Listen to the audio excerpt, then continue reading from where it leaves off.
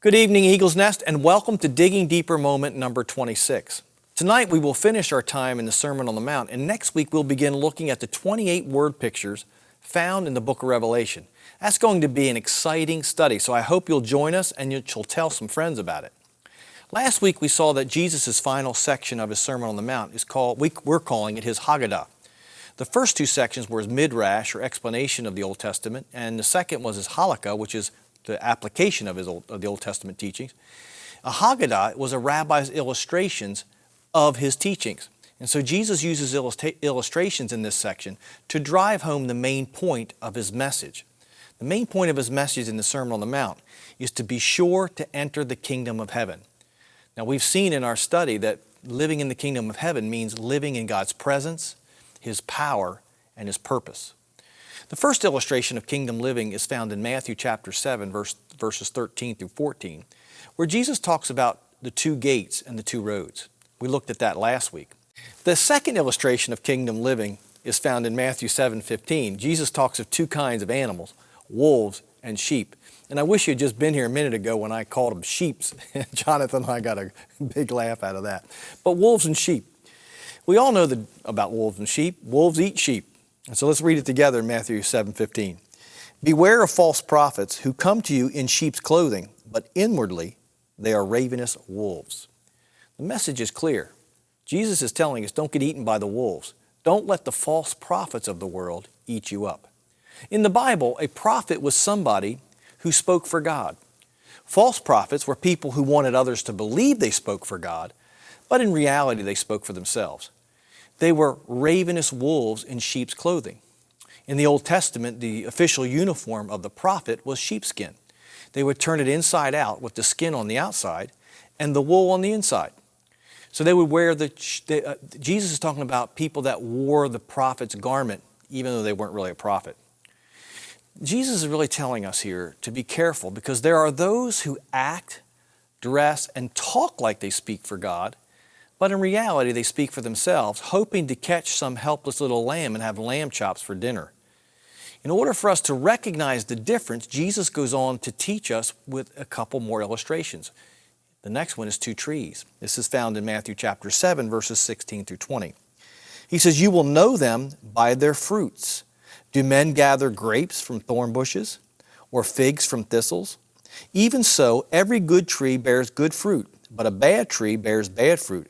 A good tree cannot bear bad fruit, nor can a bad tree bear good fruit. Every tree that does not bear good fruit is cut down and thrown into the fire. Therefore, by their fruits you will know them." Jesus says there are good trees and there are bad trees.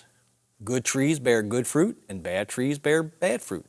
Now, when he's talking about fruit here, he's not talking about having a bad apple. Apple trees bear apples. He's talking about apple trees bear apples and orange trees bear oranges.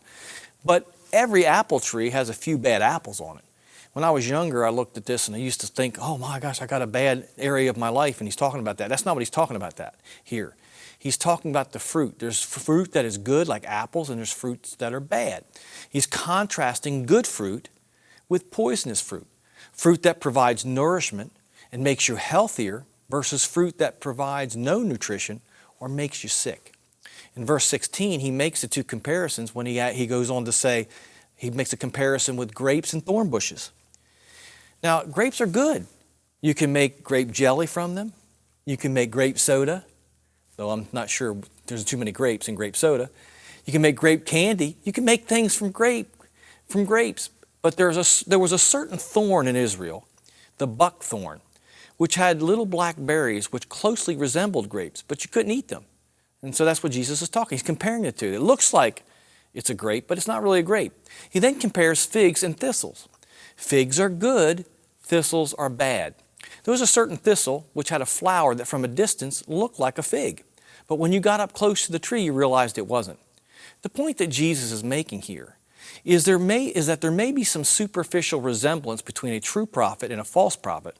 They may be wearing the fleece, they may be wearing the uniform, but when you get up close and see their character, you can see the difference.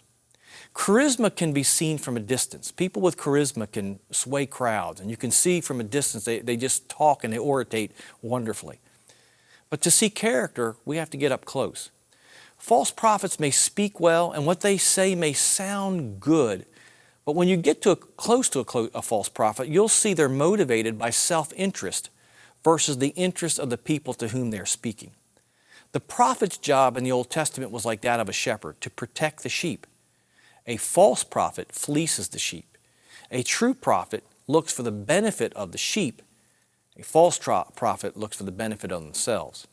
Jesus is telling us to beware of prophets, preachers, teachers, and leaders that are motivated only to get something from you instead of wanting something for you. During election season, this is a really relevant message. I'll leave it there. Jesus concludes his Sermon on the Mount with one more point and one more illustration. We find this in Matthew 7, verses 21 through 27.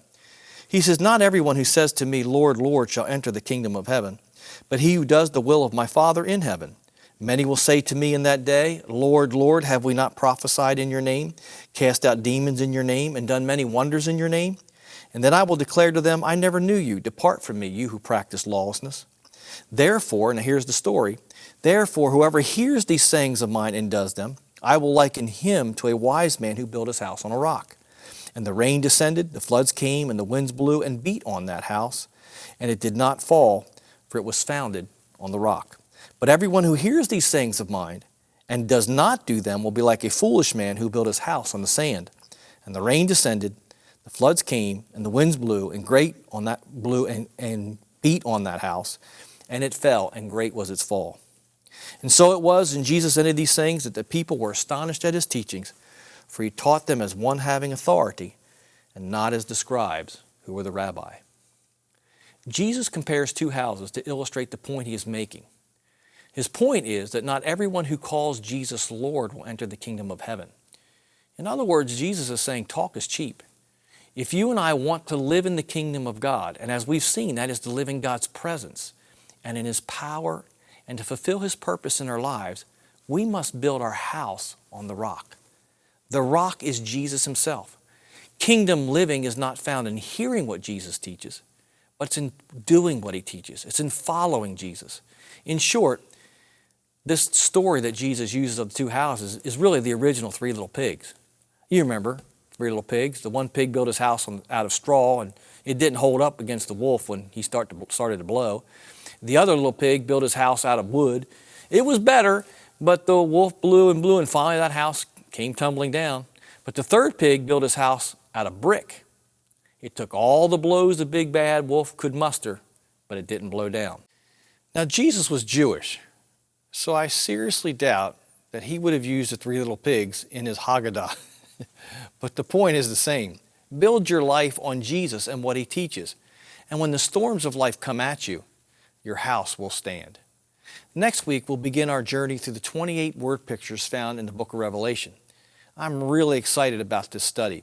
It speaks to our lives today as well as speaks to the lives of the people of which Jesus gave these words. So I look forward to seeing you. God bless.